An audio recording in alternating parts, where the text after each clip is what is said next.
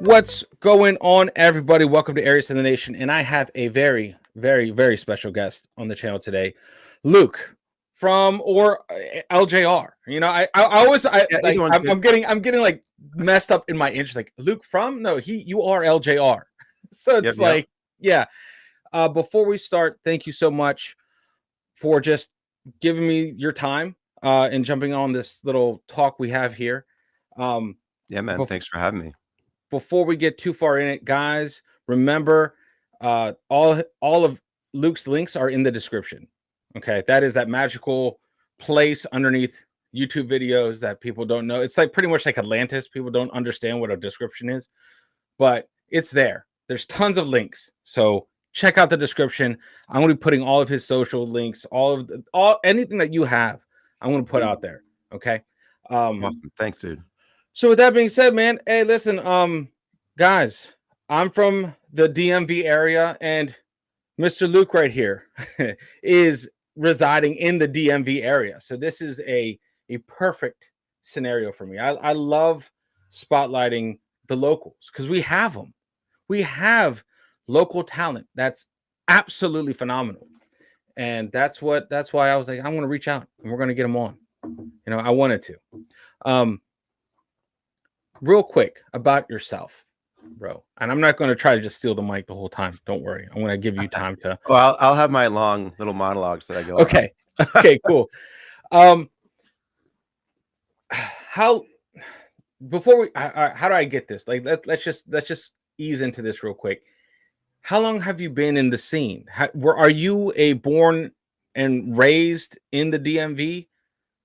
Yep. Like all your life? Just Yep. this is your area of operation? Yep. This is it. I grew up in Laurel, Maryland. Okay. So I had some friends in Damascus, Yep. where you're Yep. from. Yep. Not Um, Syria, folks. Not Syria. No, that's right. here. um, yeah. So I grew up in Laurel. I went to UMBC for undergrad. I studied mechanical engineering there in the Nice. Meyerhoff Scholar Program, Scholars Program, and then I went to College Park for grad school. Okay. I thought for a long time that I was going to do the engineering thing, and I was actually going for my PhD down there, and I was working on autonomous robotic birds that would be able to fly themselves around and do flips and dives on their own, Cool. which is super cool, but like Yeah. not really what made me come alive. And so I eventually, once I got it really working, I was about 4 years in. I was actually almost done. I probably had 1 year left of the PhD program, and I realized that I wasn't living my life for things that mattered to me. It was more making choices for other people and doing things that my parents really wanted, or that I kind of felt my community expected of me, and I needed to really branch out and figure out who I was. And the first step in doing that is to not preserve all of your options, right? And Mhm. so you have to choose to sacrifice things that do have value to try to go on a journey, right? And Yeah. so the main thing that had a lot of value, although I think to me it didn't have as much value outside of the sense that it gave me a feeling of like, oh, my parents and family and community like really respect what I'm doing. The first thing was the PhD, and I knew that it wasn't making me happy. I just found myself getting more angry and depressed, even as I got the thing really working. Like that was the thing that told me when I finally got it to fly around by itself and Mhm. navigate to different areas and everything, and do like flips and dives. My response wasn't, "Oh my god, this is awesome. This is what I was put here to do." It wasn't that. It was like, finally, then now, like, I guess I can get on to the next thing. And it just wasn't the life that I wanted. And when I thought about doing engineering stuff, it was those moments that were like what were going to be the thing for me. I thought I wanted to Mhm. make cool robots and stuff like that did fun things, and it just wasn't bringing me the life that I wanted. So I decided to switch into, um, well, the way I kind of share this story, which is um, it's the most like clear way to tell the story. I was essentially listening to this podcast that was called The Strategic Entrepreneur, Mhm. and they had this quote at the end, and they would always say like, "Don't ask what the world needs, ask what makes you come alive, because what the world needs are more people who've come alive." Yep. Oh, And I thought that was really that's a powerful, good one. you know? Yeah. And I was thinking like, okay, well, what makes me come alive? And that was creating meaningful art. It was empowering people and building meaningful relationships. So whatever I did personally or professionally, I just needed it to fit into one of those three categories. Mhm. And my main art form for my whole life had been music. So I've been playing drums since I was 5, singing since about, 7th grade, playing some piano, writing songs. And I played in a band with my brothers, played in church, growing up, all that kind of stuff. And it was my main art form, my main sort of way to express.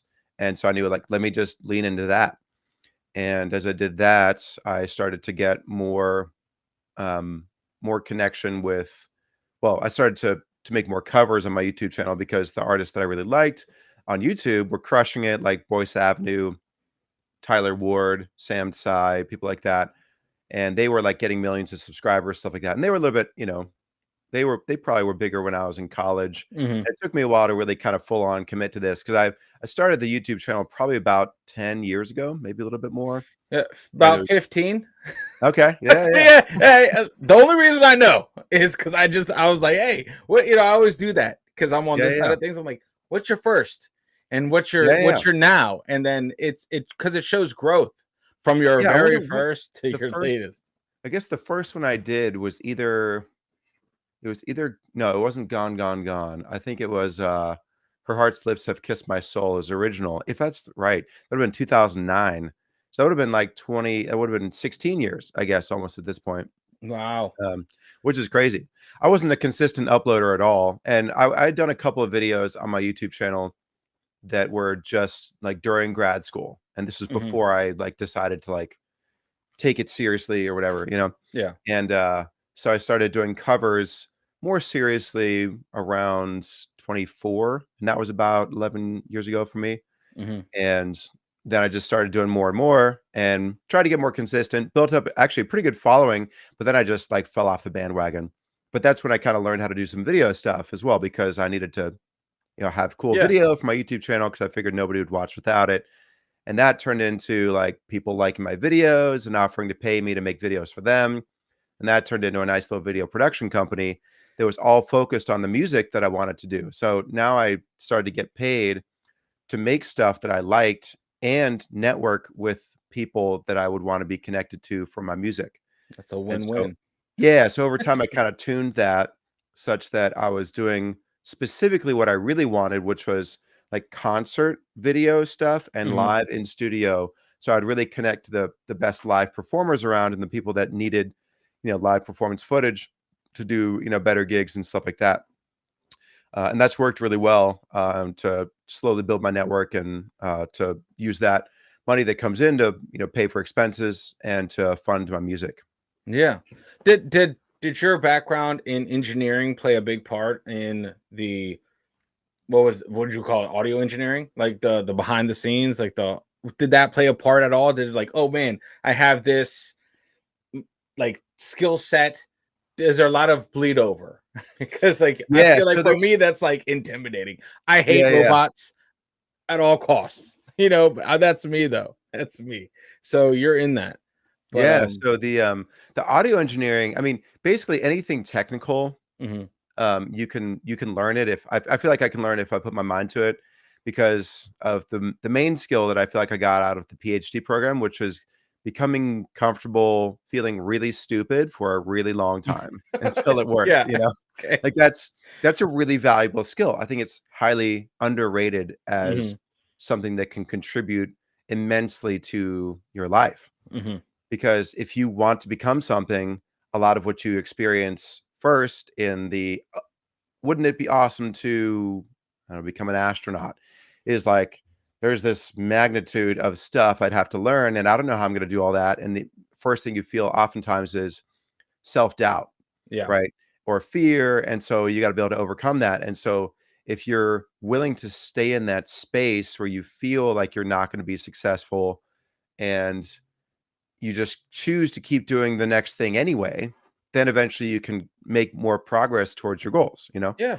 And that's been really valuable. On top of just like being used to more technical stuff and technical thinking, like systematic thinking, it's been very helpful for becoming good at video stuff, any other technical aspect like audio engineering. I don't do my own audio engineering. I record this stuff, but then I send it to somebody else to mix. So Got it. there's the technical aspect of recording that I'm pretty good at now and like tracking, but I'm not mixing things to like a final level or mastering. I Gotcha. definitely choose to have somebody else do that, and I think that's a really important thing to do. Is it because like you don't want to be like too close to it? You'd rather have an outside ear, kind of It like that's a good reason to do it. My main reason is because you can try to learn everything that there is to learn in the music world, and then you will never go anywhere because yeah, you're never gonna actually get good enough at the one thing that you need to do to be an artist, unless you get really lucky. And most people are not going to be in that situation. yeah. I also just didn't want to learn audio engineering, so I try to learn all the business stuff, all the marketing stuff, and then all the video stuff, and then just make the songs. And just doing that is so much that it's, to add on the audio engineering right now, it's worth it to pay somebody, for that. I But eventually, maybe I'll start doing more of my own mixing, but we'll see. Probably not. I feel like it's definitely a needed skill. Like you touched on it. Like we didn't really talk about it, but like to have that business mindset as an up and coming artist is, I think that's very important. Like yes, you can have the skill, the talent, but you got to have that. I feel like you got to have that business mindset to propel yourself forward, to give you that edge over competition. Because listen, I know loads of artists that lack that and Yeah. got hurt because of that. The Yeah. business savvy, I wish it was like, I wish it went hand in hand. It was like just the art. You just have to be good enough to be awesome. And then that's it. That's all it takes. But no, you got to have Yeah. that. You have to have that go get it business attitude as Yeah. well. Um, like especially, I feel like when your market is smaller when you're starting out, like you got Mhm. to be that hunger. You have to make smart business decisions to grow. Um, Yeah. if not, you're just gonna be at the local bars for the rest of your life. You know. Yeah. I think there's a couple keys. I mean, knowing the business stuff is definitely helpful, and it is really important for when you get the opportunities. Yeah. The most important thing is definitely creating the opportunities Yeah. first. Like I'll be the first to admit I've spent so much time learning all this other stuff, and none of that other stuff actually matters unless you get the opportunities, right? Hmm. Like if you learn all the contracts and copyright stuff and protect all your music and you spent your whole life doing that, as opposed to actually getting your music in front Yeah. of the right people, building a fan base, like you're nowhere, right? And nobody wants to be in that position. It'd be much better if you didn't protect any of your music and somebody did steal your song and you got fans because that person stole your song and found out it was you, Yeah. right? Like But that would that'd be be a much nice. better That'd thing. be nice. Yeah. I'd be Yeah. like, all right, cool. Let's Right, do but it. people don't look at that way, and this is No. where I think that the fear becomes such a major driver. And I've had so much fear. I'm talking as somebody that I don't see myself as above this. I see myself as somebody who has made bad decisions because of fear in my life in Mhm. a lot of ways, and I've sought to overcome that so that I don't follow that same pattern, Yeah.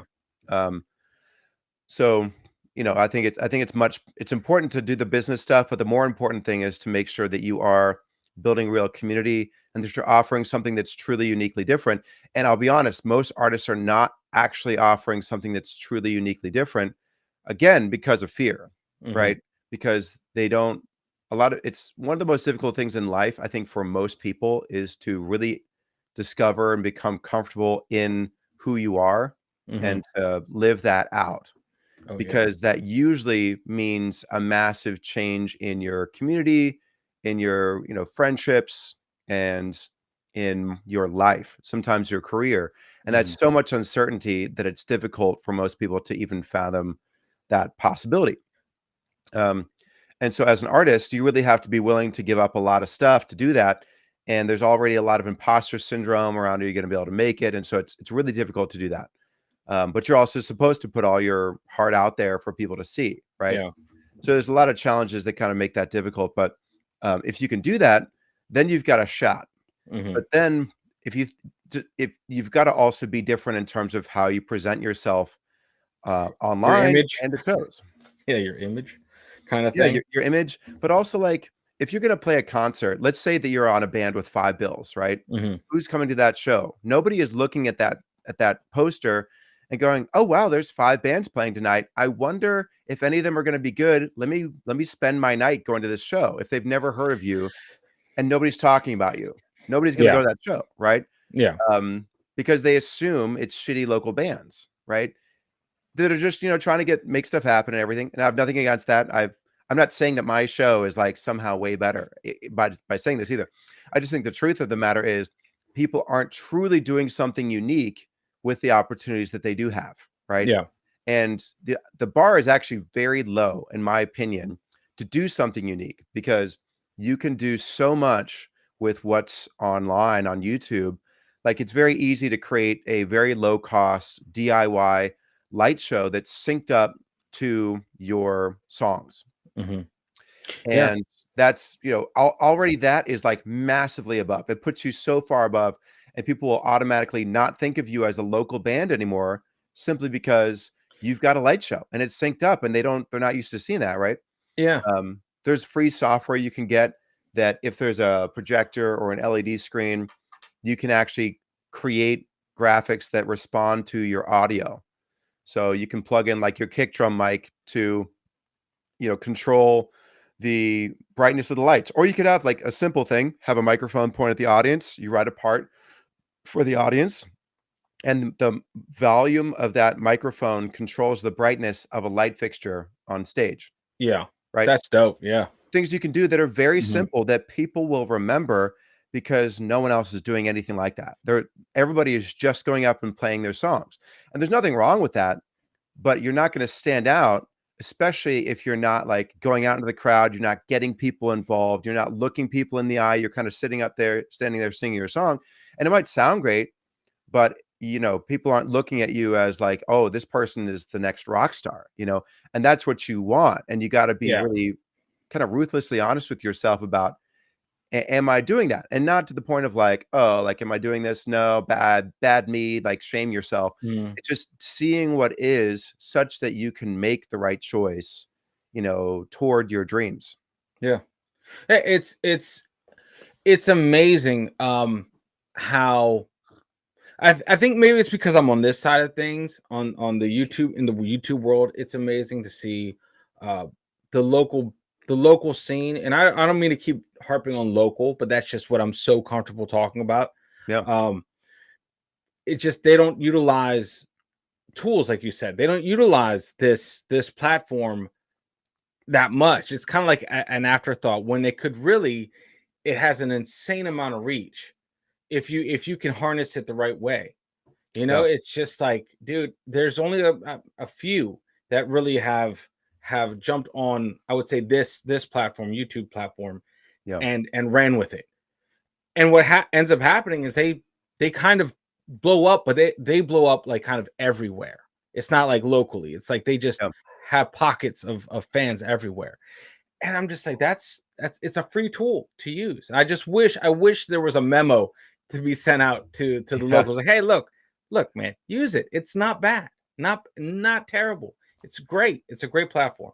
Yeah. Um, I mean, I think artists know that. They have the knowledge. They and a lot of them have tried. They've put up videos and stuff like that and try to put out stuff.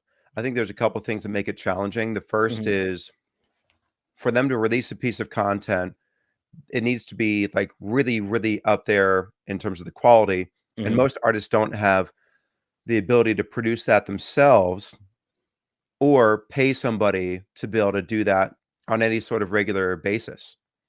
So yeah, that becomes one of the main challenges, especially if you're trying to create music content. I think there's other ways to leverage the platform, but it's so easy to get burnt out as an artist that's working yeah, a full-time job and trying to do the music stuff, and then it's like, and you're already trying to expend all your creative energy, doing just those things, and it'd be hard to launch something else and solve that problem when you're already kind of struggling with this one. You're sure, totally right, and there's probably I think there's smart ways to leverage it. Um, Even just like this conversation right here that we're having, this is going to be awesome. My yeah. music will get in front of a bunch of people, and I'm really grateful, to you for that. Oh yeah, And man. that's a killer thing, right? Yeah, Um, but that's not, most, even if you tried to actively go out to a lot of local artists in the scene, which if you want, by the way, I work with a ton of them, so I can definitely connect you Hey, with a bunch that have I, killer content. I will tell you this. My door is open.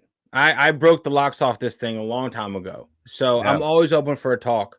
Like that's the thing. So yeah, Yeah. send them over. But no, like I Well, what I'm sorry. I'll Yeah. finish with with this too on that kind of thought. And then I want to hear what you have to say. The way forward for artists, I think, is to essentially become is to always be learning something new, and you have to be increasing your capacity all the time because the Yeah. tools are out there. Like you can learn anything you want to learn now. Yeah. So like I didn't know how to do video stuff. I didn't know how to do any of the business stuff. There's tons of courses out there that will teach all this stuff. Some of them are free on YouTube. Some of them, you pay for. And a lot of the time, you pay more than you feel like it's worth or whatever. But you learn a lot. And over time, the real cost that you pay for the skills is just higher than you thought it was. But that you still get it. Like you still Yeah. learn it if you keep going. And that's what matters. Yeah. But you just have to just decide a lot of these hard things that I never thought I would. Stand by. There we go. There we go. Hey, There he is. There he and is. we're Don't back. worry.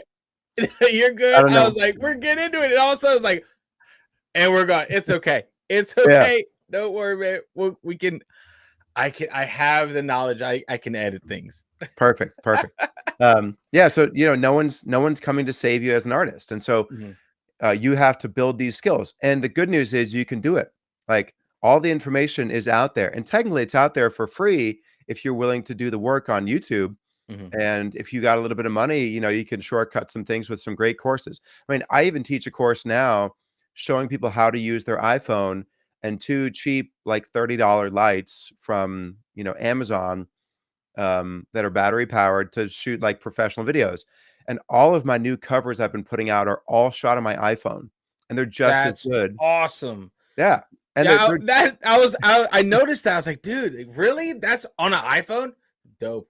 That's thanks, man. crazy. That And, yeah, and okay. and it's anybody can do it, right? It's not like I mean, the main thing is just knowing how and then playing with it enough until you get it just right. Yeah. So, I took my knowledge that I took years figuring out on my own and just turned it into a little course. And now I'm making that available, online, and people can, buy into it. And I was making it more expensive because I was like, oh, this is so valuable, like it should be a couple $1,000s. I'm like, you know what, like let's just sell it as a course, because I was doing it with like coaching and stuff like that before. And so I'm switching over to just doing it for like, a course only version for like $497, Hey, and that's like so affordable. I mean, you're going to pay way more than that just yeah, dude. buying one video, that Dude, yes. Like people, you know what happens is people get hung up on like the immediate price, but they don't understand like how much that can benefit. Like if you're in the Yeah. game, if you're constantly uploading, if you're creating, if you're creative and constantly out there, that price is very affordable Yeah, it's on the nothing. long term because you're gonna get that back. Yeah. Just it's an investment for sure. Yeah. 100%. And like if you make good videos, what happened to me is going to happen to you, right? Yeah. Other people are going to be like, wow, that's a great video. Will you Yep. make me one? I will pay you, and you will make all this money back. I mean, even like with the course, I was able to get a student discount for my students for Adobe, for the Adobe suite. So you get the whole thing for like Nice. $20 a month instead of 60. And that alone pays for the whole program, over the course of like a year. That's that's freaking phenomenal, dude. Thanks, That's man. Yeah, so phenomenal, man. I'm really excited about that. But like the whole point is like as you go through and you learn these skills, there's ways to leverage this that are going to benefit you and help other people. And this is like comes to this is kind of brings me to one of the favorite things I've learned. One of my favorite things I've learned over the past couple of years is like you really don't want to focus on helping other people, even though that's like I'm not saying that's bad. It's very important to do. If you focus on helping other people, you're not going to become the person that actually helps them, and that's the problem. Like I feel that. you have to be Yeah. the most helpful thing you can do is become an incredibly competent person that's crushing it. And then the people that you were trying to help before with sharing the right ideas and whatever, they're going to see that and they're going to naturally be like, wow, A, this is possible. And B, please help me do this. As opposed to you thinking you've got the right strategies and then being like, who the fuck are you? Because you haven't Yeah. actually done it, right? Well, Like yeah, the you most have to helpful rock thing it you can out. do is become a badass. It's Yeah. actually really cool. Yeah, you have to, well, I mean, you have to lead by example, right? You like, how am I Right. going to help someone when I'm currently stuck? Like, you gotta lead by example, set the example, and hopefully others will emulate and follow, not copy, Right. but like pick up Right. on the breadcrumbs that you're leaving. Totally. And the weird thing is that like I'm saying this as somebody who spent most of my life having a core moral, and I still have this as a core moral, is like you got to help people. Like your life is not just about you, right? It's Yeah, about helping other people. The thing that was hard for me to accept was that the way that I can help the most people was by giving my best to myself. yeah, That was the best thing that I could do to help other people. Once I started really doing that, that was the thing that helped people way more than me sharing like, hey, here's this cool business idea. Here's this, way that I'm doing X, Y, and Z. Here's these different things I'm learning. It's just like, no, like just become the thing. And people will naturally gravitate toward that and start to become more like that. well, and I'll do it. I'll say this, like, I always put it as, I will jump out of the plane and hit every branch on the way down, and you can judge for yourself which branches are worth hitting and Yep. which branches are worth missing. That's kind of like, that's how we learn, but I get you. I get you. And that's it's important. It's very like, I don't want to say grown up because we're grown ups, but you know what I mean? It's like, that's a very mature way of thinking about it. Because I, it's hard out here when you just go out helping everyone, because there's less energy that you have on your own, and you're less, I guess, bandwidth to help you on your grind when you're just busy helping everyone. You want Yeah. to kind of sort of play a part in being the tide that rises all ships, and that comes with a lot of grind and a lot of kind of self-focused energy. Yep. That's 100% true, man. Yeah. 100% And we true. have limitations on how much we can do. And so if Oh you yeah. try to help everybody, you're always going to feel a sense of like, oh, well, this new person, I need to help them too. And you're going to spread yourself so thin that you don't end up actually really helping people Yeah. because you feel this compulsion to help everybody. And so Yeah. making sure you're meeting your own needs first and building yourself is the key thing. And then from there, creating scalable systems that actually create the opportunity for people to help themselves and then empowering them with the belief that they can do that. Hmm. Those become the most actually helpful things to do. Yeah. It's interesting, man. It's interesting how, like, you got set off on this course and you're just like this snowball of experience. And I feel like that's what it is. It's like you decided to jump that, like, it's a big moment where you got to where you thought you were supposed to be, right? In college, in that on that grind, and you got to your Everest, and you're like, got to the summit, and you're meh. And that's not what anyone thinks is gonna happen. It's like, get there, and you're like, okay, Yeah. and then to completely kind of sort of shift and kind of just do you and thrive out there, and to lead up to now, it's a pretty awesome journey, man. Like, Thanks, man. it's you know how can you fit that much experience in that? It really isn't that many years if you think about it. I mean, it's a long time you've been on the grind, but man, that flies by when you're just focused. I feel like, I don't know. Yeah. I've been doing YouTube for 4 years. I can't believe it. One of my first videos, I had my son. He can't even speak in that video. Now he Yeah. doesn't. Now he's not quiet. I'm like, where did that even come? Where did the time go? It's a whole. Yeah. It's not just time. It's like, for that, it's like it's a chapter of life that I was able to see like unfold. I was like, wow, we're on this chapter now. Never going back. And it's just kind of interesting to know that your journey and how many chapters you've had to change or turn, sorry, get into and evolve and adapt. and that is a huge thing to stay above water in this scene. Is you have to be flexible, highly adaptive, just laser focused, and Yeah. that's these key elements of success, especially to get some elbow room out here for sure, and to separate yourself. And Yeah. that's awesome, man. Like, not a lot of people are in your class. You know what I mean? Like, Thanks, man. I'm just saying, in this just music in general, man.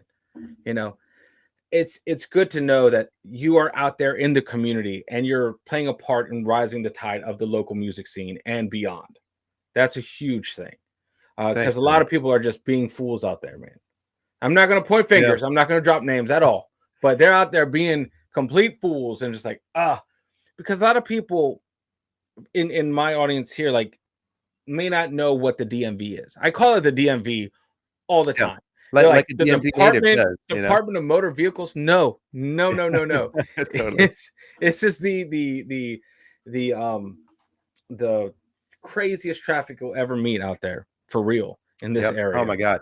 Dude, I got cut off by somebody so bad today who just needed to take an exit from the left lane, and he was literally there was an overlap between him and my car, and he was Yeah. just coming over, and it didn't matter that I Yeah. was right there or was honking very loudly. It was got me. It made me so mad. It teaches you patience, or Yeah. makes you tap into anger or rage. You learn how to the Yeah. inner rage in traffic around here for sure. I'm Yeah. Yeah, I'm very fortunate. I was able to escape like the DC traffic, the Beltway, and I got out to the outskirts. I was like, I'm okay now. I can live a lot Yeah. longer now. But Yeah. That's the goal. That's the goal for us too, is to get a house. We're looking at eventually we want to move to Montana for 6 okay, months out of the year and have a place back in Maryland for 6 months and just rent the man, spot that we live in DC. And these are, big goals, and we're, just trying to take the next steps to achieve them. you It's gonna gotta take have some them. time, but yeah. You gotta have the big goals. It's so important to have the big goals. Oh yeah. If not, like, what are you even doing? You got to be working for goals. You got to Yeah. have, the short term goals, attainable goals, but you also have to have the big goals. Like, Yep. you gotta those go hand in hand with just Yeah. making it all worth it.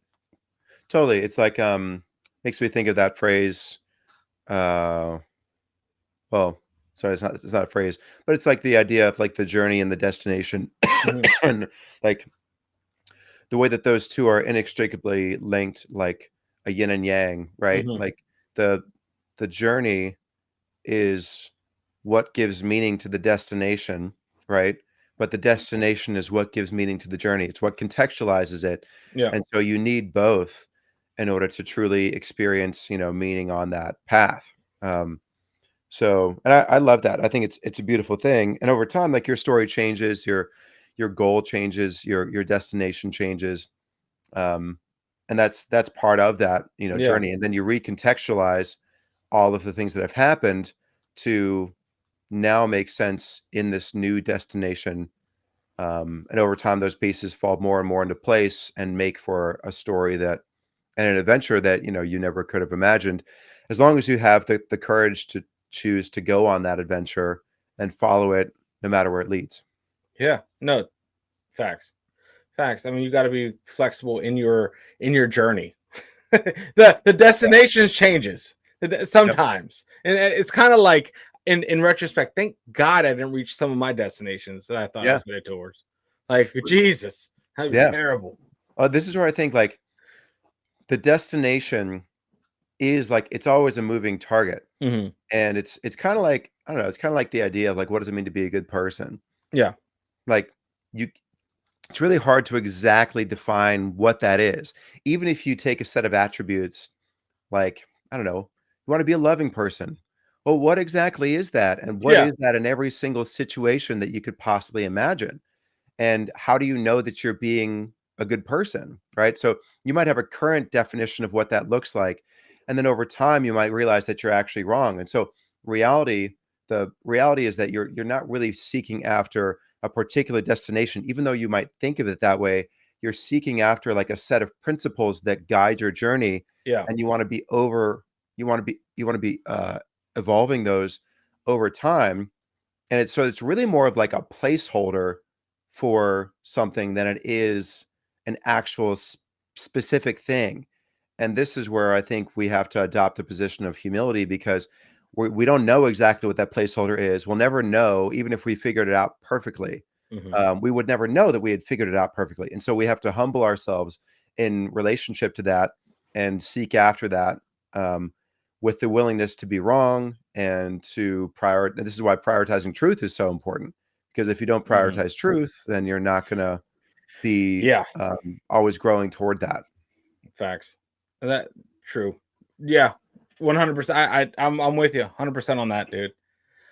Here's kind of a question about the music scene here. I'm trying Yeah. to get, because my plan is for everyone watching, I want to react to one of your covers or songs on the Oh, channel. sick. Yeah, And, yeah, and for kind sure. of have like a twofer. I want to not just introduce people. I think it's very important.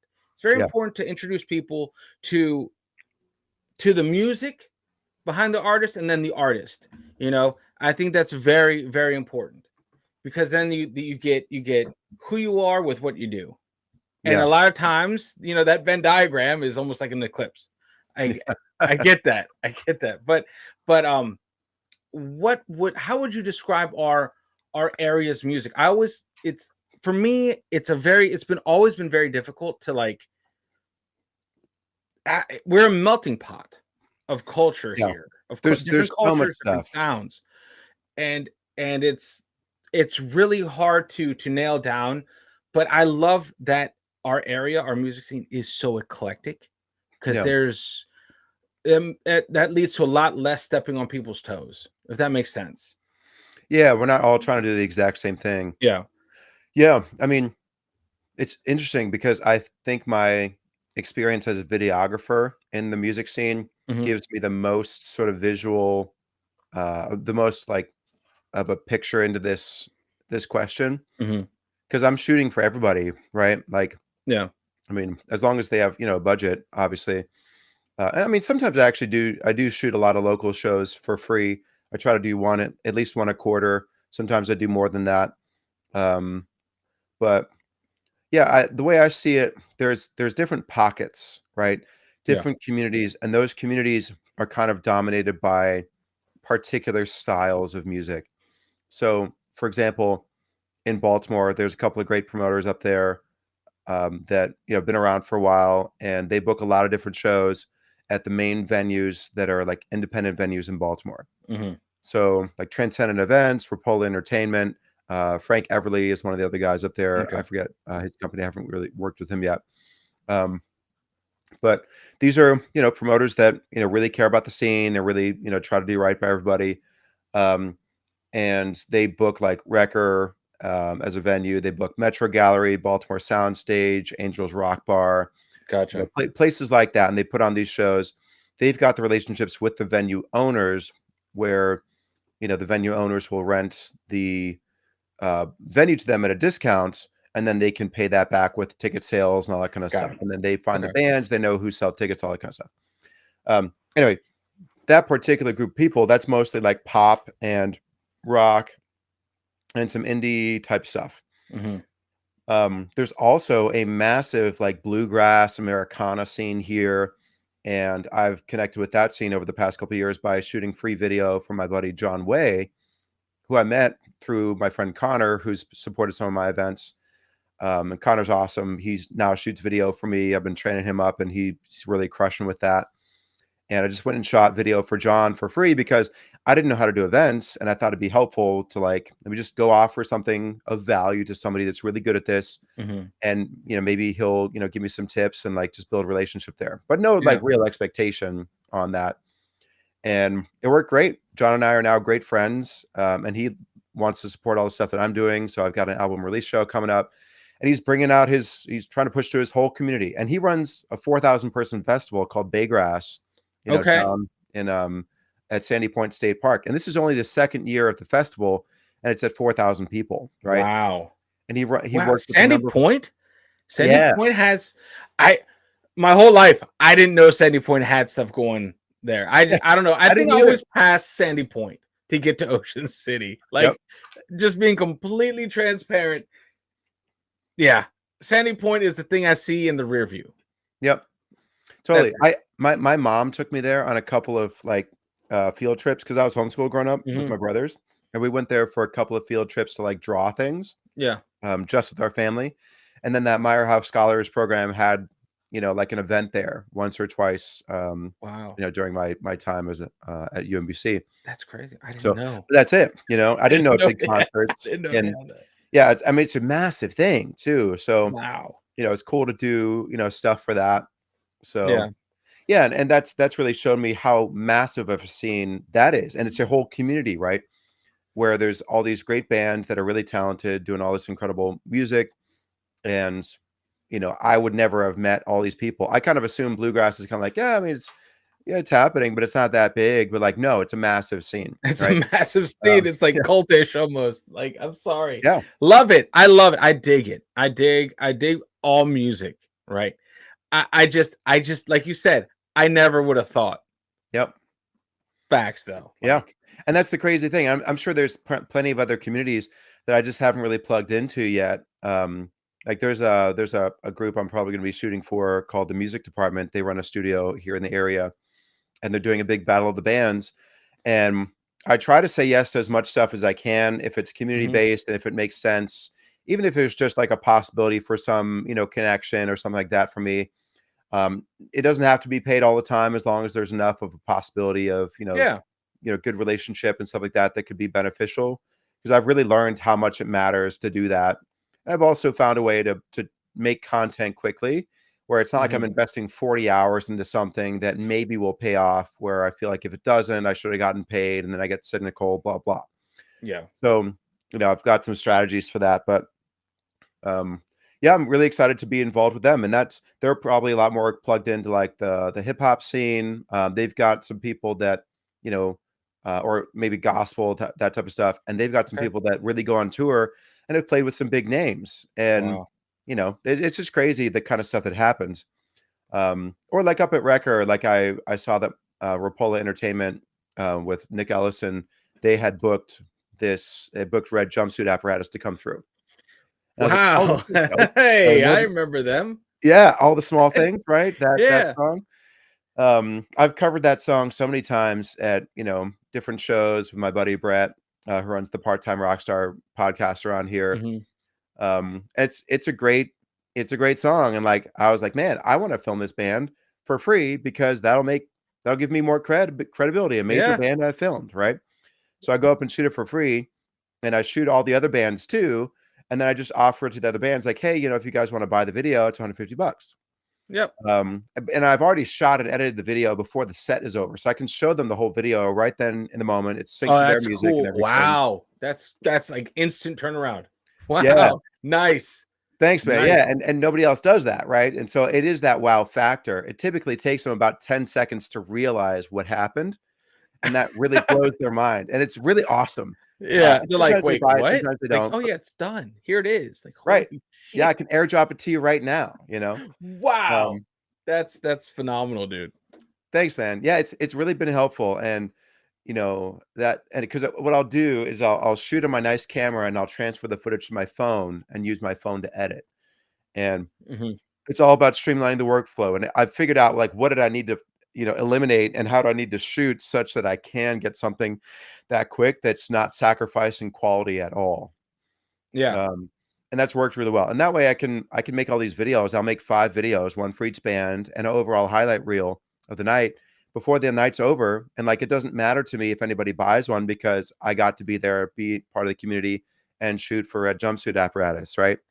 That's So so sweet, man. That's so sweet, dude. dude, That's so cool. It's just I remember, yeah, I remember red jumpsuit apparatus was like everywhere at one point. Like I yeah, just man. I yeah, I remember that. That's just like, damn, that's so cool. Yeah. Anyway, that's Yes, it's it sweet. was it's cool, and this is where, like, it really works out well, where I feel like I'm really lucky, and I feel like it's paid off to try to focus on how do I build the life that I want, as opposed to how do I just prioritize, like, I don't know, making money or, making choices that minimize risk, Mhm.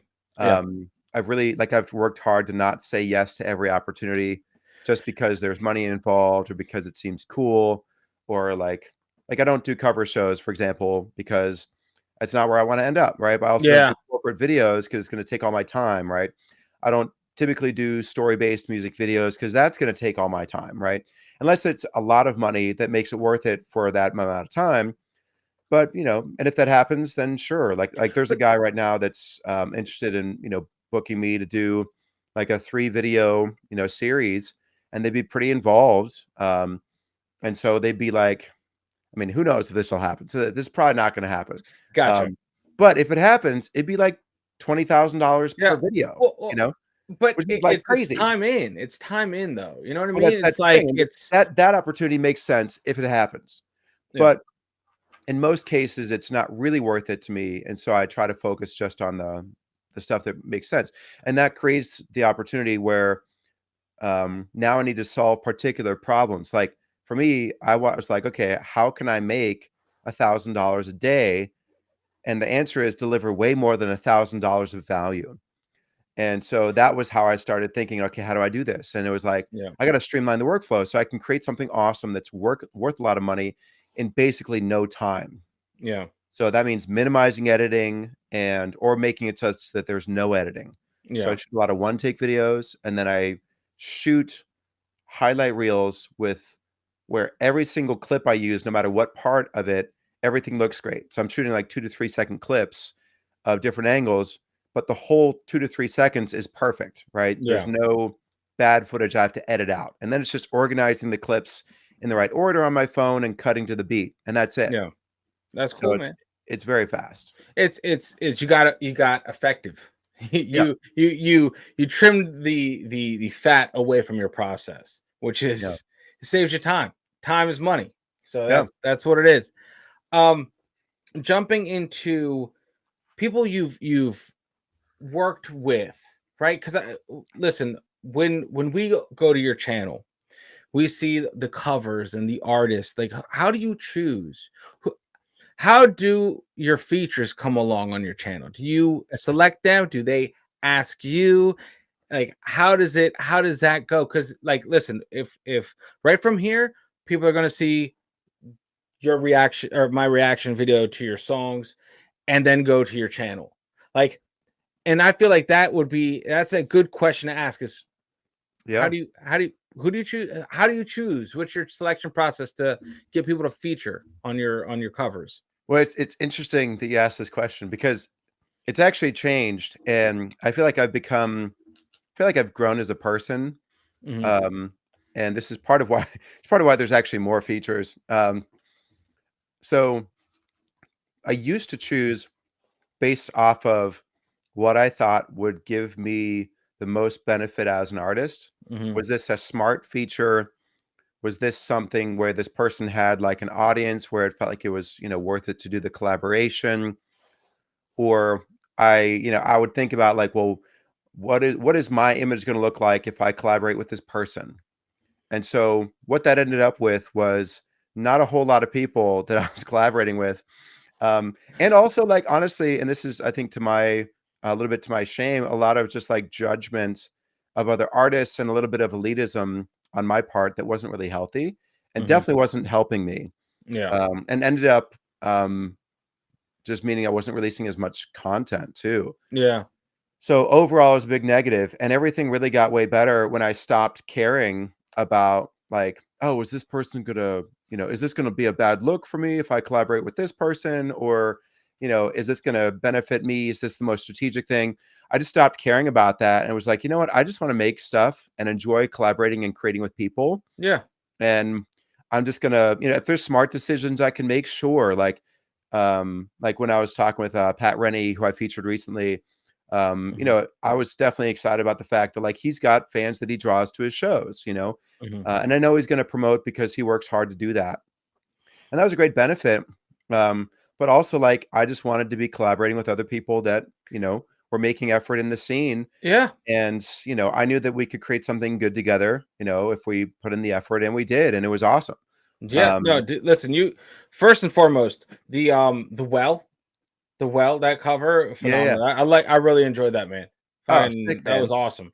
Um, Thank you. and it's funny you say that though. It's just see, I love that because you can see your growth and really in video form, like with the history of the videos on your channel, and then how you've like adapted, overcome, and grown. You know, that's a huge thing, and I feel like that's another reason I do love this platform. Is like because you have these segments, these like marks, and you hit. Maybe other people won't know it, but you know it. You're like, oh, Yeah. during this time, during this video, Yeah. yeah, that was a different me. But now look, it's and you can see you're supposed to be able to see growth. Yeah. I think in a perfect world. Um, Totally. And it's led to way more content and honestly like a way better life. Like yeah. I've had a couple shifts in mindset that were really big over the past couple years. Hmm. The first one was I stopped thinking of my music as like, oh, I'm taking this really professionally or it's really seriously. Hmm.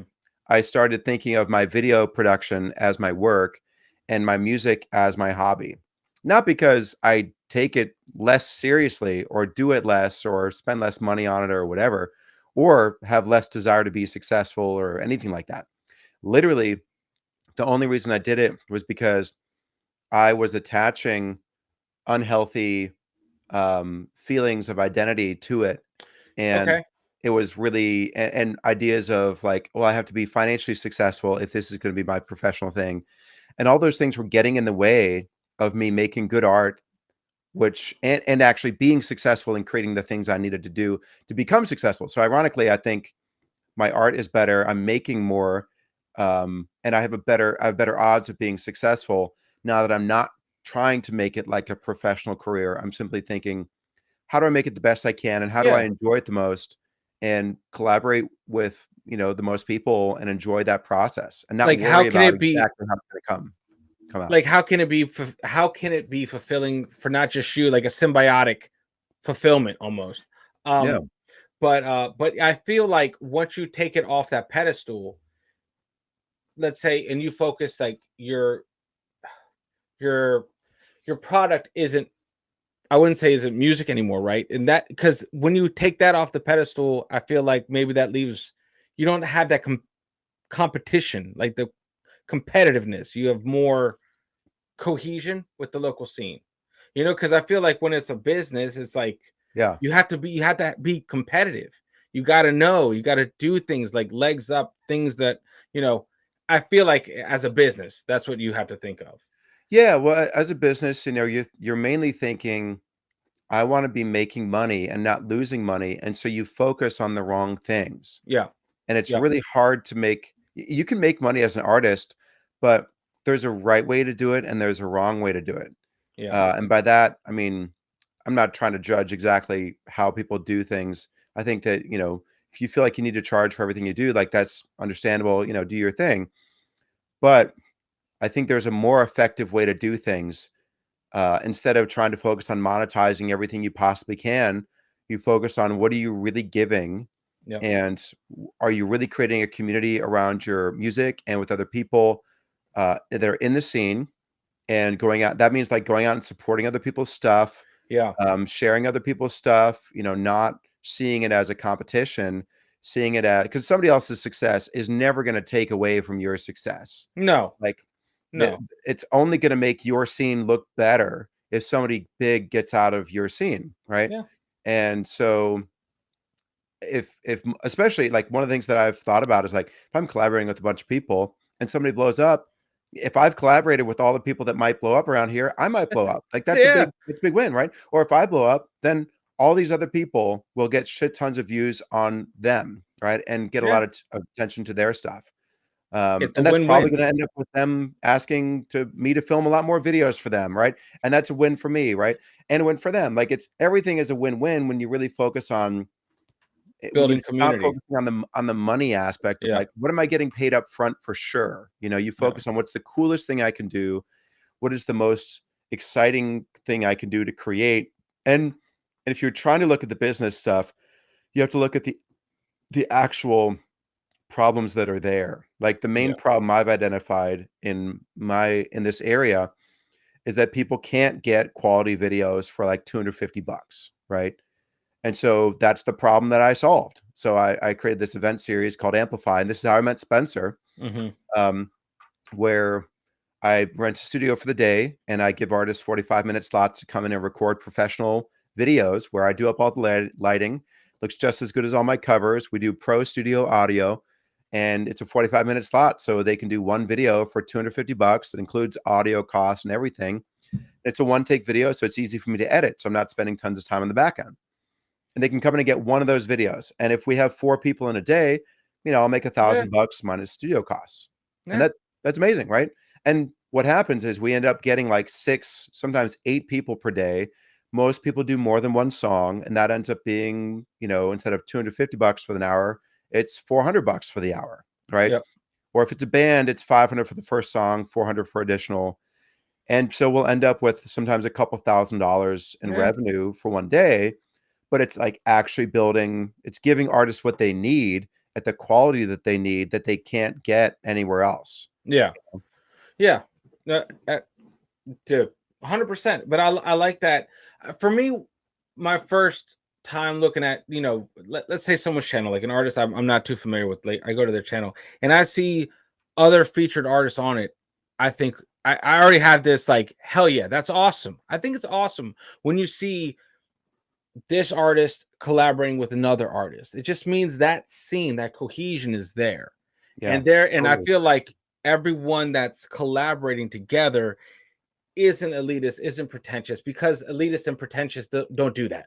They don't Yeah. do that. It's only them focused but when I see other names featured, different shout outs of different, and that's a healthy community. And Yeah. that's, you have to fit into your community, the community, whatever it Yep. is. And it's just a big benefit. And it was just like I said, I think I'm going to reiterate this. It's good to have you in the local scene, and I know soon you'll be in a bigger scene, right? And this is We'll we're see. we're Hopefully. working on that tide that rises all both of our boats. I'm just kidding. Yeah. But I mean, this is definitely where like I'm excited to be part of the industry in this area yeah.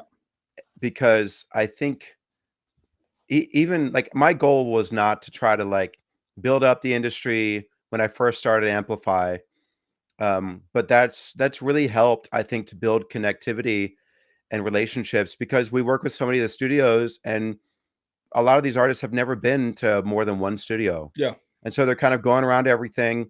But we also have this, impact of like everybody's now most people that are serious about getting any type of quality content have really high quality content and they can do it regularly. And they are doing it regularly, at least quarterly, with Amplify or sometimes Mhm. doing other stuff, but there's just basically shit tons of high quality content that's coming out of the area now. Yeah. And because it's more affordable and it's also meaning that there's a lot more content where the studios are tagged. And so there's a really cool impact that's happening. And whether or not I stay in the area, long term in a significant way where I'm living here, which I do plan to, right? Like I don't Mhm. really right now want to move to like Nashville or LA. I am making trips and building connections in Nashville right now, which is exciting. But I love the idea of being able to really make and contribute to the core foundational elements of what make this scene successful and training up other people to Yeah. become good at these things, You have to worry, not worry, sorry, you have to think about the legacy, right? You have to think Yeah. about what you're leaving behind, for sure. um Now, getting to your music, brother, Yeah. let me ask you a couple more little questions here. What, because I have to, right? Let's Yeah. just Yeah. get to a question. What has been your most memorable live performance and why? Oh man. I mean, the first one that comes to my mind is the Wrecker in January of I think it was either last year or the year before. I think it was the year Mhm. before last year. And the reason that this was so memorable was because this was our biggest show. I sold the most tickets. I sold like 100 tickets. And we were trying like different promotional methods to get lots of Mhm. people out. And so I had gotten all the bands to buy into this promo package where we would all get photos and videos. We'd split a photographer and a videographer basically. And I would shoot some of the promo stuff for the other bands to keep some of the costs down. And then we would also buy like a bunch of alcohol that we'd give to people for free if they came to the pre-show party, Okay. which was before the first band went on. And we just we just walked around outside of Wrecker and looked at different spots and walked in and we're like, hey, could we do like a little pre-show party thing here? And the tattoo parlor said yes. That's Um, awesome. yeah, it's amazing. And so people came in, we gave them 2 free drinks before the show. And we ended up having like 350 people that came out between 5 bands, which was awesome. And I'd never played to that big of a crowd. I never Wow. had that big of like a success from an idea that I'd had, and that my show went really well too. Like I just felt like it was a great show. We got amazing content from it. Um, and it was a massive success. And one of the biggest things about that was that, like, you know, the first band only sold probably 35 tickets, but they had about 150 people in the audience, and that's never the case at these events. No. And it worked because we gave people free alcohol if they Hey. came early, and Yes. then they just went over for the first band, right? Now the downside of this was that, like, I played last, so people were leaving by that time because they were tired of being on their feet. That was a bummer, but Yeah. it was still such a win overall that it was a huge success for me. It's cool because you were part of that moment for them too. Because it was a big, Yeah, it was a good show, and they associate your name, your face with a good time, and yeah, that's important. You yep, know, like, hey, I remember that guy. Like, hell yeah, like yeah. that's cool, man. Making those memories, I like that. Yeah, I and all the really, bands, like, that was the first time it was like my whole idea to do all this stuff. And so it gained me a lot of respect with the bands and with the promoter, right? Because I was doing something that actually did provide value to the scene, and yeah, that brought a lot of meaning to me, right? And so since then I've worked on how do I do this type of thing but make it so it's more successful. And so I okay, figured out a way to, like, be able to sell the alcohol at shows, for example, okay, legally. yeah, Um, yeah. that's No, I obviously got, key. yeah. For everyone Um, listening, right? legally. But basically, and I love sharing this because I think this is an important thing if you wanna try to build events. If you have a nonprofit that either you run or you're partnering with, that nonprofit can get a single day liquor license. And so if you have an event at a venue that doesn't have a bar, that's the key thing. This could be a backyard, right? Or it could be, like a local arts club or something like that. Um, or honestly, like just a random warehouse that's empty that you can rent. Hmm. If you can do that, you can sell alcohol. The licenses are typically like $35 to pay for, and you can get the alcohol donated from local breweries or Tito's. Tito's Wow. got the donation form online, and they donate. They gave me like 30 bottles of vodka. Holy crap! I mean, Yeah, sounds like a lot for it just is. two dudes It's a talking, but ton. that's a lot, dude. It's so much vodka, right? Um, and you can easily buy, stuff at bulk from a distributor, or even just a store for, like, it ends up being like $1 or 2 per can. And if you sell it for $7, like, you're There making you money go. off of Yeah, that. just got to And get so, that Red Bull sponsorship too, and then that you right? can just like, hey, let's just mix it up. It's a Yep. mixer event. And the big thing is, like, just ask, like, try to reach Yeah, out, just look for emails, ask who the person to talk to is. If you see a phone number, call that phone number and ask them, like, "Hey, I'm looking for sponsorship. Do you guys, or do you guys, support nonprofits and stuff like that?" The nonprofit is really the key, because anything yeah. outside of that, you really got to have a lot of cred for Pull. them to Yeah, you be. got to have a Mhm. lot of pull for sure. Yep. Um. All right. So my last out of the box question, man. All right, here we go. Because I had to throw one at you. All Yeah, right. hit me. All right. If aliens were to land in DC right now, and you had to play one song for them to save us all, what would it be and why? Oh man. I mean, if it, one of my songs, Yeah, any song, including yours. yeah, yeah. I mean, if I were to play one of my songs, it'd probably be this one that's not released yet. It's called Rainbow Color Magic. It's going to Okay. come out this next year after my album is released. in May. So probably like summer. Okay. And it's like a 1975 style song with a Sweet. lot of like Peter Gabriel type world beats All and right. sax solos and guitar solos, stuff like that. So that's probably what I would play. Hell yeah. And hopefully they like Yeah. rainbows. Yeah. Yeah. There you go. There you go. Hopefully, fingers crossed, man. But hey, also on that note, let me know when that drops, and I'll have it on the channel. Oh, sick. I'll share it. Thanks, man. Yeah, my album I'm trying to drop it on the release show date, which is May 3rd. Okay. So whether or not it'll be on streaming platforms that day is a question. I'll definitely have a version that I'll have available at the show in CD format. But I've got to get the whole thing mastered. Most of it's like completely done, but I've got like 2 songs that I'm still tweaking, and I should have those done by the end of the week. But then I got to get them, mixed and then mastered and then sent for Yep. duplication with CDs and then submitted 6 weeks ahead of time for Spotify. Blah blah. I mean, you probably know the deal. Yeah, it's not an overnight thing, not an overnight thing. But no, man. Listen, that's awesome. That's awesome. Is there anything else that you would like to tell our little audience here, man? Anything else that I possibly have missed? Any? I know you have a lot of big things happening this year, and yeah, man. Let me know. Let me know. And by the way, if you ever want to come back on, all you have to do is hit me up, and we're here again. Sick. That'd be Use great, this man. as your community board. If you have anything you want to talk about, anything happening, anything big, let me know. I'll either share it or we can just have another one of these talks. It'd be sick, man. Yeah, Yeah, man. there's a couple things I think it'd be fun to chat about. The first is the show coming up on May 3rd. I'm really excited about this show for a lot of reasons. I'll get into those in a second. And the second is the sci-fi series that I've got going on for my album. So I don't know if you've seen any of that yet. It's kind of hidden on my YouTube page because most of what I'm featuring right now is the newer stuff, which is the covers. But I'm going to be getting back into that this year. Okay, please elaborate. What? Because I think I saw the new stuff and I went way back. Fill me in on the what? I'm here for it. So with my album, I'm building a short film series to go along. It's like music videos for my album, and so it walks people through the whole kind of general storyline of the album with a cohesive, episode 1, episode 2 chapters, I call them, and each one leads into the next.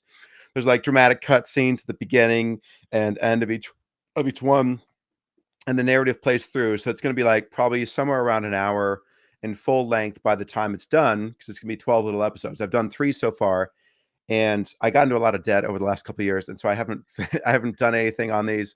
But the process basically walks through my transformation from who I was before when I was, like early 20s, the loss of that entire identity and the rebirth into a new person of, finding hope after kind of all of your contextualization for who I was gone. And that was tied up in my family, in the way I believed in God and all that kind of stuff.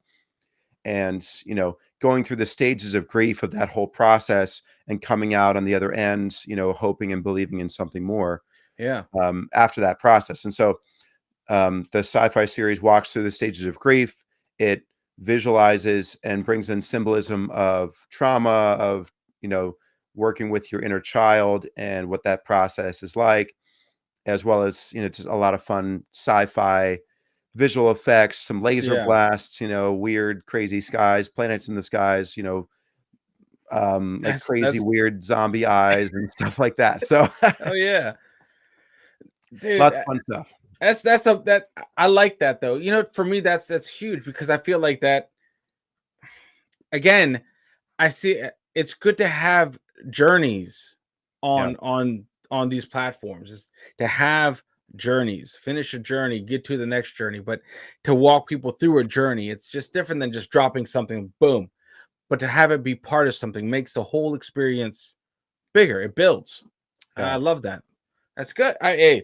Hell yeah. I'm going to go back through all your shit and just with a fine-tooth comb, just letting you know. Thanks, I man. won't blowing your stuff up with comments. Dude, that'll be sick. Yeah, there's a nice little playlist of the songs on the album. When the Sky Began to Fall is the name of the album, which is a nice little transition into the May 3rd show. And so this show, I'm going to be playing most of the songs from the album. There's a couple I don't have time for because it's a 45-minute slot. But I'm doing a lot of work here to really pull out all the stops with the visuals.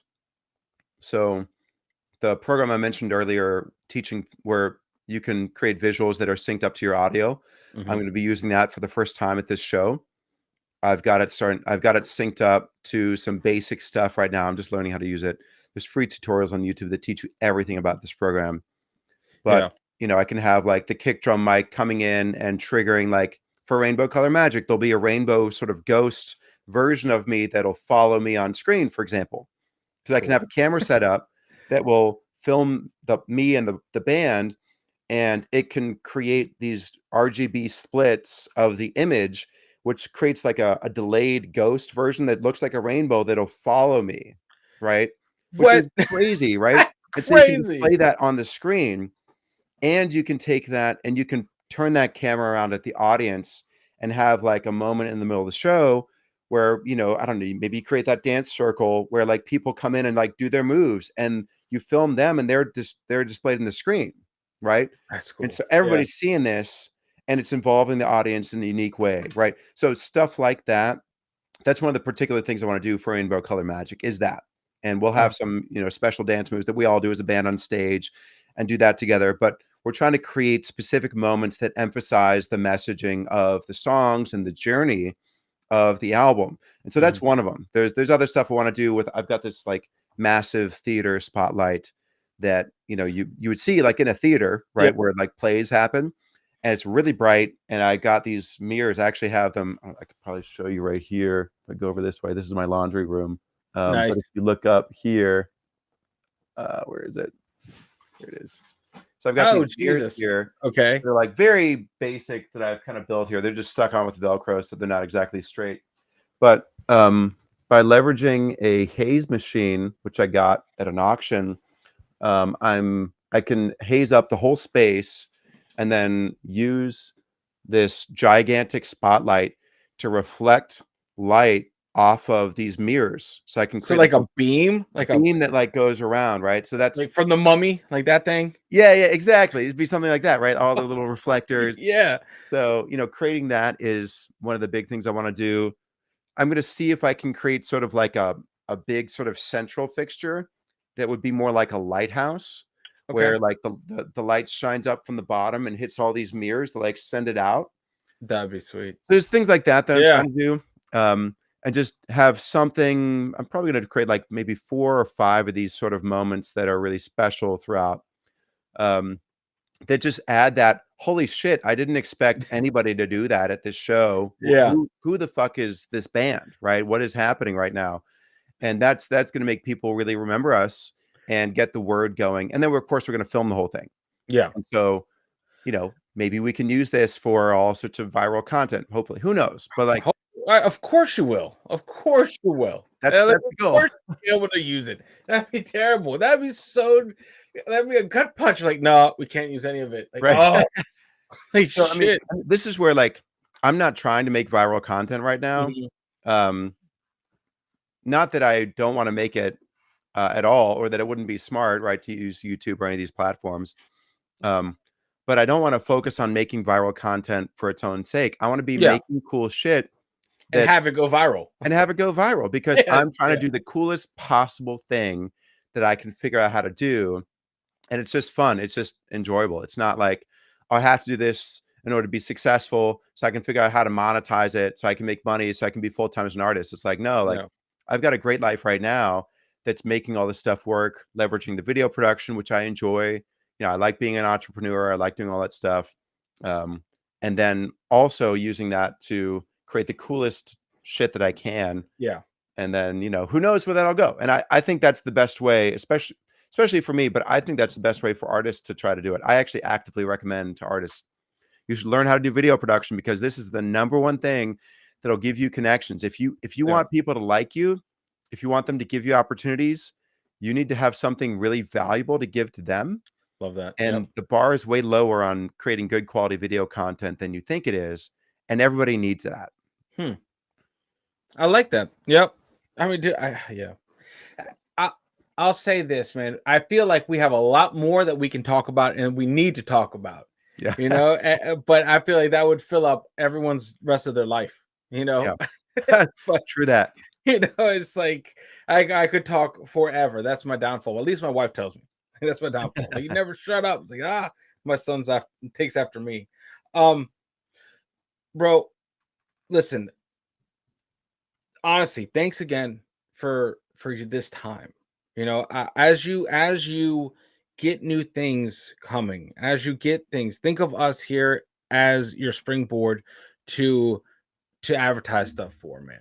You know, like I'm here for the cross not cross promotion is the wrong word, but like whatever you need, let me know. I'll help.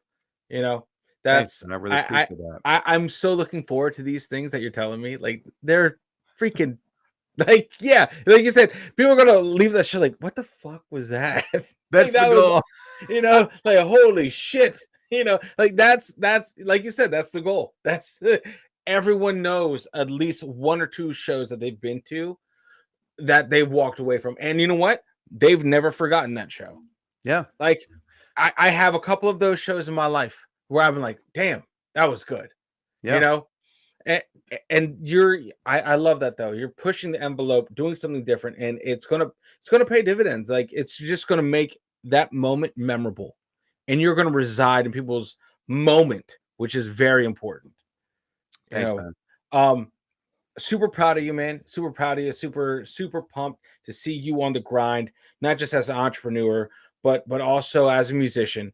Just doing the shit that honestly would hurt my mind trying to do. You know, just I couldn't. I thought I had a lot of irons in the fire. No, man, your plates are overflowing. But definitely proud to have you in this scene, to have you in the state, to be like, hey, listen, man, this is when you go big. I'm like, hey, he's from the DMV. Don't lie to nobody. I know where you came from. cut from the same beltway, you know. That's right. So his Thanks, man. his his That really means patience a and lot. anger tolerance are higher than most. You know, That's right, because I had to deal with all the crazy traffic. I yeah, have actually been trying actively to care less about that, and to yeah, use it as an opportunity to become more patient and Jesus, to, not give in to anger. that's dude, that's a master class though. Like our traffic here is like you're pro level, pro Yeah. level. Oh man, but listen again. Thank you so much for your time and just hopping on this little. I still don't know what to call these. Because people, I tell my people, I'm like, it's not an interview. I'm pretty sure I asked like one or two questions. I'm not even sure, but it's a talk. It's a Yeah, talk, conversation. and Yeah, now we're here at the end, and it yeah, has not felt like an hour. Um, yeah, totally. but listen, guys, make sure you check out the links in the description. Go support my boy here. He is on the bigger movements right now, and I love that. Make sure you stay tuned. To things that are happening over in his sphere, and we will make sure those things are reiterated on our channel. And I will let you know when things happen. That way you can go over to LJR, right? And the links also. I will pin your channel on the top of the comments since people don't know where to look. And yeah, man. Again, thanks again. Thanks again for hopping on the channel. Thanks for having me, Daniel. This has Yeah, been man. awesome. Really enjoyed talking with you. Yeah, man. Make sure you unplug, do something legendary, and we'll see you in the next video. Later, guys.